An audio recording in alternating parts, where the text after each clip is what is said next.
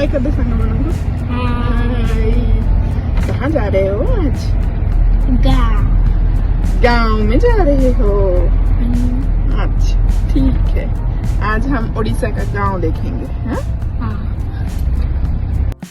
आजी मामा और मु मिसिकी प्लान कलु जे आजी आमे गोटे गाँव को बुलिबा को जिबु बोली काहींकि ना एबे हमर एग्जाम भी सरी जाइथिला आउ से दिन संडे भी थिला तो आमे गाँ बुलिबा को गलु।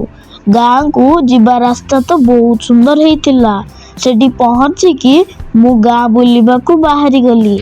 कुआडे जाउछो? गाँ बुलिया को। गाँ बुलिया को? अच्छा। सेठी लोक माने छेली पालिकी रखिचंती। मु भी सेठी एते बड़ कुओं देखिकी पूरा तो शौक हे गली आउ। तापरे मु सेठी पाखेरे थिबा गोटे मंदिर को बुलिबा को गली किंतु मंदिर तो पहाड़ पड़ी जाइथिला तो मु फेरी आसली।